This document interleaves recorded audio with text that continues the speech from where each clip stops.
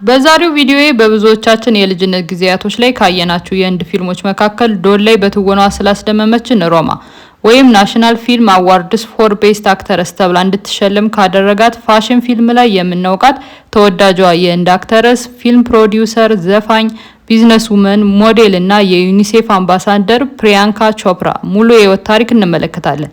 ላይክ እያደረጋችሁ አብራችሁን ቆዩ።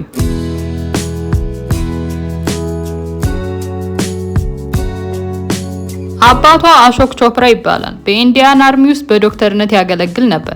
ከፕሪያንካ ጋር በጣም ቅርበት ነበራቸው። አሁን ለምትሰራቸው የበጎ አድራጎት ተግባሮች የእርሱ አስተዋጽኦ እንዳለበት ትናገራለች።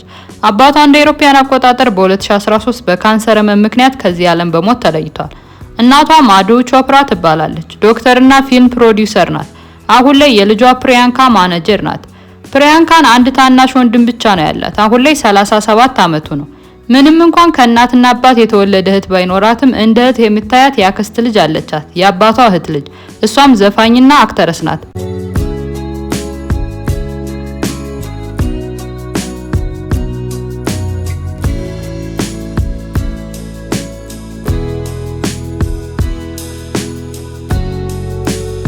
ፕሪያንካ እንደ አውሮፓውያን አቆጣጠር በ1982 ጁላይ 18 በኢንዲያ ነበር የተወለደችው። አሁን ላይ 43 ዓመቷ ነው። በአባቷ ስራ ምክንያት የመጀመሪያ ደረጃ ትምህርቷን በተለያዩ የህንድ ከተሞች እየተዟዟረች ተምራለች። ሁለተኛ ደረጃ ተማሪም ሳለች ወደ አሜሪካ በመሄድ ኒውተን ኖርዝ ሃይ ስኩል ተምራለች። ከዚህም በኋላ በድጋሚ ወደ ህንድ ተመልሳለች። ፕሪያንካን የ16 ዓመት ልጅ እያለች የሞዴሊንግ ስልጠናዎችን ተወስድ ነበር። ከሁለት ዓመት በኋላም እንደ አውሮፓውያን አቆጣጠር 2000 ላይ ሚስ ወርልድ አሸናፊ ሆናለች።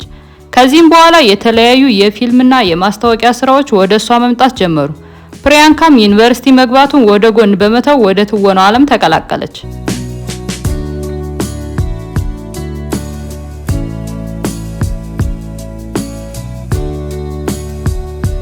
በ2003 እንደ አውሮፓውያን አቆጣጠር ለመጀመሪያ ጊዜ ዘሄሮ ፊልም ላይ የሻሂን ዛካሪያ ካራክተር ተጫወተች። በዚህ ጊዜ 21 ዓመቷ ነበር። ከዓለም ጋር ያስተዋወቃት ስራዋ አንዳዝ ነበር። እዚህ ፊልም ላይም የጃያንን ካራክተር ተጫውታለች።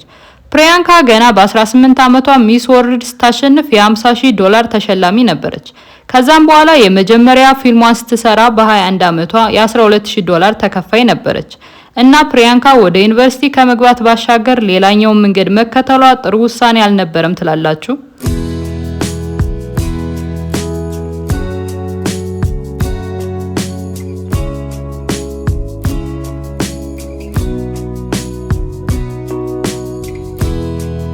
እስካሁን 60 ፊልሞችን እና 2 ቲቪ ሲሪስ ሰርታለች። ዓለም አቀፍ ሀብታም አክተረስ ናት። ኔት ወርዟ $150 ሚሊዮን የአሜሪካ ዶላር ነው።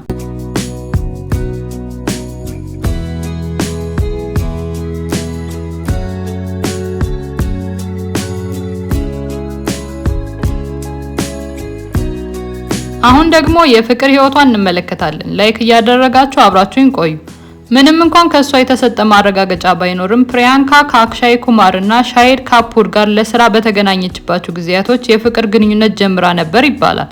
እሷ ያረጋገጠችውና ትክክለኛው ፍቅረኛዋ ግን የጆናስ ብራዘርስ ፖፕ ባንድ አባል የሆነው አሜሪካኑ ሙዚሺያንና አክተር ኒክ ጆናስ ነበር።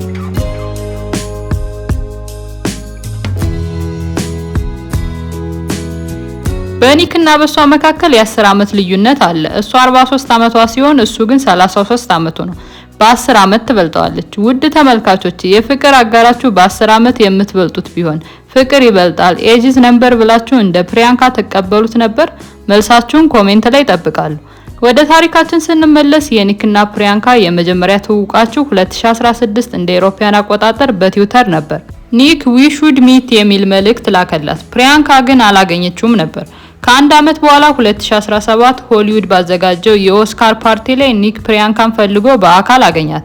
ለመጀመሪያ ጊዜም በአካል ተያዩ። ፕሪያንካም ለሱ ያላት ስሜት ተቀየረ። ከአንድ ዓመት በኋላ 2018 ላይ ስሬስ የሆነ የፍቅር ህይወት ጀመሩ። በዚሁ ዓመት ኢንጌጅ አደረጋትና ተሞሸሩ።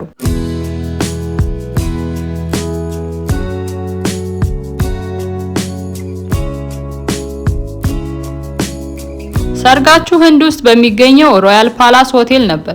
ለ2 ቀናትም ነበር የቆየው ከዲሴምበር 1 እስከ ዲሴምበር 2። ባለቤቷ ኒክ የክርስትና እምነት ተከታይ ስለሆነ የመጀመሪያ የሰርጋቸው ቀን በቤተ ክርስቲያን ውስጥ ነበር።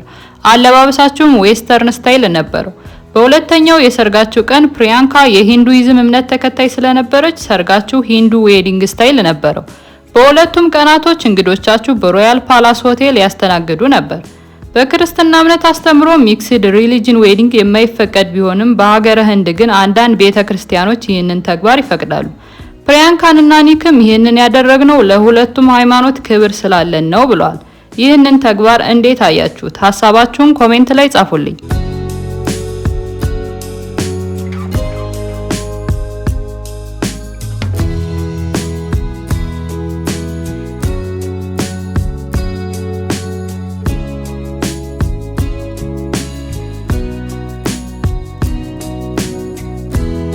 ከ4 ዓመት የትዳር ቆይታ በኋላ ሴት ልጅ ወልደዋል ለማለት ትንሽ ያስቸግራል። በእነሱ አባባል ስሮጋሲ ይሰኛል።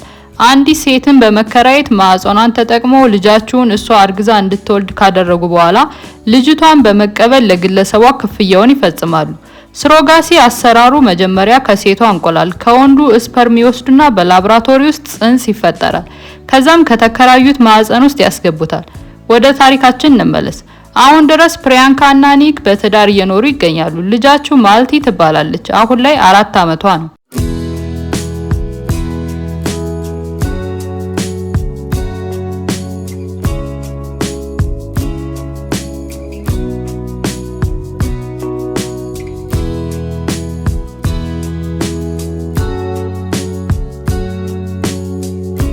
በፕሪያንካን የህይወት ታሪክ ውስጥ ያስገረማችሁን ኮሜንት ላይ ጻፉልኝ። ስለ ስሮጋሲ ያላችሁን አመለካከት እንድታሳውቁኝ ይፈልጋሉ። ገንዘብ ስላለን ብቻ ማዕፀንን በመቶ ሺዎች ዶላር ተከራይቶ ልጅን ማስወለድ እንዴት አያችሁት? በልጅቷ የወደፊት ህይወት ላይስ የሚያደርሰውን ተጽዕኖ እንዴት ትረዱታላችሁ?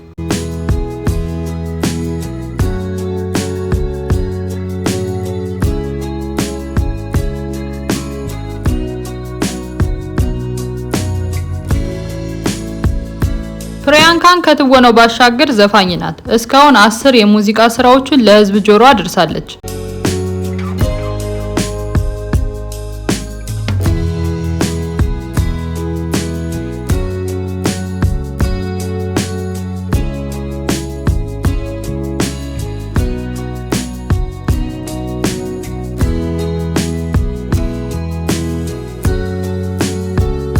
ለዛሬ ያዘጋጀውላችሁ ታሪክ ይህንን ይመስል ነበር። የፕሪያንካን የቅርብ ጊዜ የኢንስታግራም ፎቶዎች ልጋብዛችሁ። ይህም የሷ ትክክለኛ የኢንስታግራም አካውንቷ ነው። ላይክ እና ሰብስክራይብ አድርጋችሁ ውጡ። አደራ። ቀጣይ በአዲስ ቪዲዮ እስከምንገናኝ ቸር ሰንብቱ።